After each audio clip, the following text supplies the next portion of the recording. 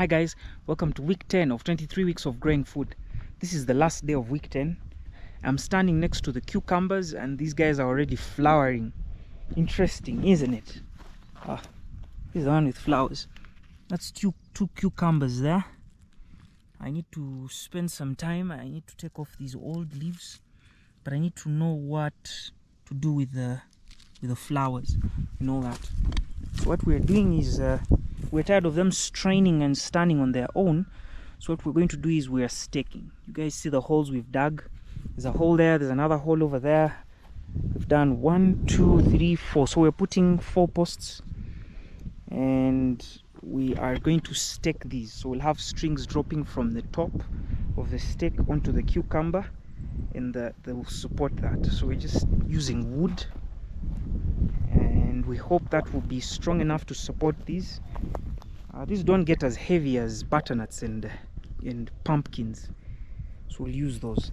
The potatoes looking as good as they usually do. The other thing is these guys have weeds, but we found just a solution for the weeds. So we had a weed problem and we found a solution for the weeds. So like I told you guys, I was going to make something called a stir-up hoe. So you guys can see that, how I weeded that. How do you think I weeded that? It's hard to weed with the hay in there, so you have to kind of just pull it out. Now guys, I'm going to show you the secret tool that I used to weed yesterday. My secret tool. Well, of course we've lost a couple of plants, but you can see a couple of lines in there still there. So I'm going to use my secret tool, stir-up hoe. This is not store-bought, this is self-made. It doesn't necessarily look like the stir-up hoes that I know, but it works for me. So I haven't found a stir-up hoe in Kenya. The only stir-up hoe I found was online, and that was on Amazon, being sold on Amazon. And Johnny Seeds, which is like a website that sells things for farmers, seeds and stuff like that, but in the States, not in Kenya. So it makes it hard to attain some certain tools. The only hoes we have here are the old type, and with the spaces here they'll make it very hard to till, and the posture you take when you're weeding is usually a hard posture. Now a stir-up hoe makes things very easy. How did I make a stir-up hoe? So there's this metal I have that we used when I was building my house, and so much of it was left because we didn't need much of it. I don't know what they call this metal. I've had builders call it I don't know what they call it, but it's that metal that they used to, it's the metal they used to tie up the wood onto the basement of the house, or if they're roofing and there's 2 pieces of wood that are joining, like you guys, let me show you guys this. I need to put the camera down. If there's like 2 pieces of wood that are joining like this, they usually use this metal to, kind of wrap, like put these together and then kind of wrap around so that these pieces of wood are together. So it's quite sturdy and quite rigid. And so what I used is this. So what I did is a stir-up hoe is usually this shape of a triangle, and then the wood or the handle is usually right here. So of course this is short and I didn't use this.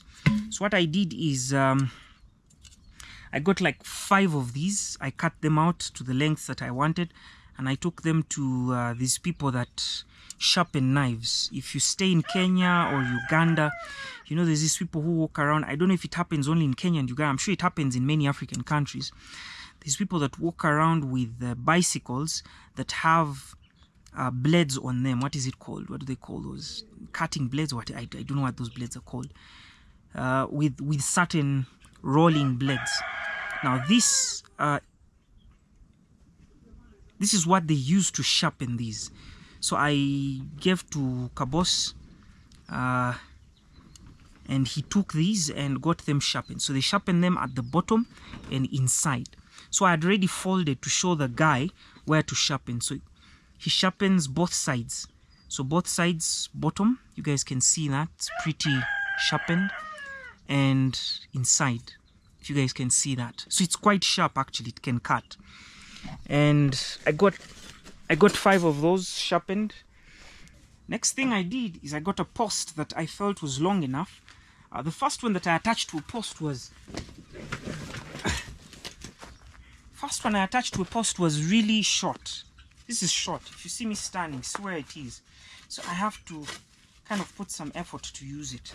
But now this is a bit longer, and so I can kind of go and get even more things that are far away from me. Now I attached these with self-tapping screws, 2 self-tapping screws on this side and 2 self-tapping screws on that side, and it's already firm enough. And so I'm going to show you how I cut with this. Let me show you guys how it works. Makes weeding work easy, makes weeding around beds easy. You can make it a little wider, but I don't want it wider than... I have one that's really wide. I haven't tried it, but I'll try using it and see how that works. When you're weeding beds whereby the plants are spaced 15 centimeters, this would be too wide, and you could actually injure the plants. So you'd need something that's not that wide, like this. This is about 5 centimeters or so, 6 centimeters. And so this is good.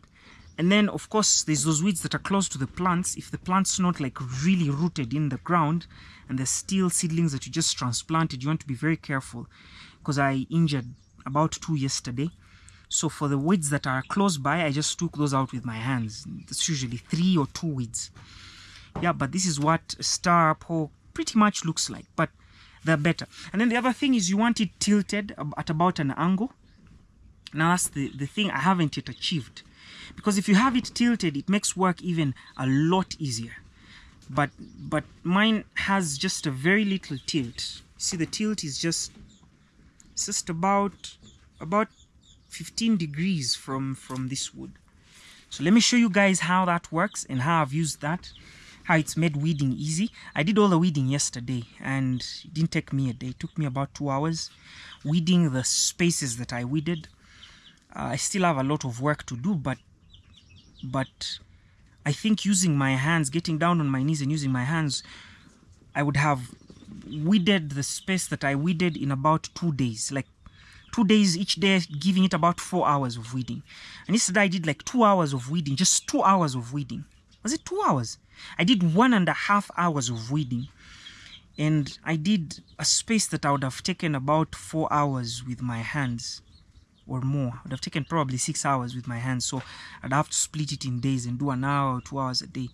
Now this makes things very easy. So I think it's important to learn how to make tools sometimes that you can't find sold here in Kenya. You do not want to water fast before you weed. You want to weed first and then water later. So the mulch has been getting in the way, so I keep taking it out of the way to weed. So I kind of push it to the side with my hands.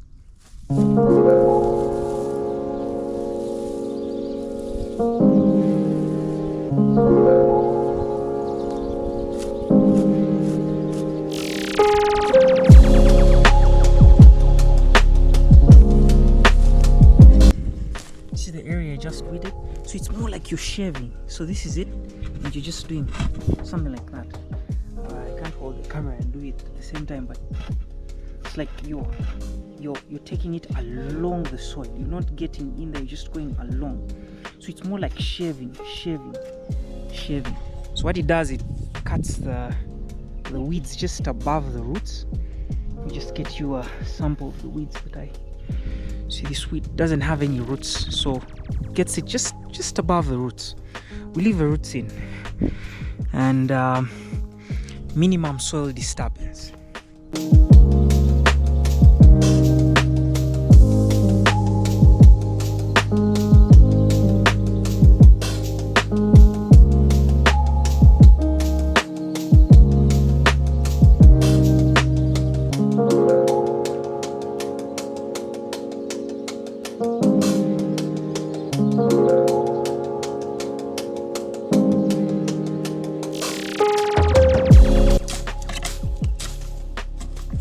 Done weeding much of the the middle 3 beds. It's the cabbage, broccoli, and the cauliflower, and then the beetroots, all the way until there. So I need to put that mulch back. Now I'm watering the plants, and that's all I'll do for today. But this works really well for me. Next week I'll do much transplanting of onions, but for now much of what is to be done is watering and keeping an eye out on things and adding more compost and planting more things in the trays, maintaining and getting this food to where we eat it, because if we don't eat it, then what's the essence of the 23 weeks of growing food? Usually when I come here, I go to check on the zucchinis that were being attacked by the squash bugs, and here they are. There's one of them. This is the one that was dying, so the ash has really done a good job. We just look under to see if there's any eggs. There's no eggs of squash bugs, not at all. You guys can see how big these guys are. That's another one over there. It's moist, so this guy is also doing well. I think that's all we have for the zucchinis. I'll see you guys for the next video. Thank you for watching, and see our little garden grow. I like the look of the beetroots. The beetroots look very encouraging. Here's the bits, they look very encouraging. I took the mulch away as I was weeding them with my star up hoe. This here has been the magic tool for this week, and we'll continue to use this so many times. So we'll kind of make a couple more, but if this has a problem, or you know, runs out of good production efficiency, I'll just take this off and put another. And over time I'm going to find a way of angling it so that it's kind of at like 30 degrees, and that gives you a really good technique of using this. I'll see you guys next week. Thank you for watching and have a good week ahead.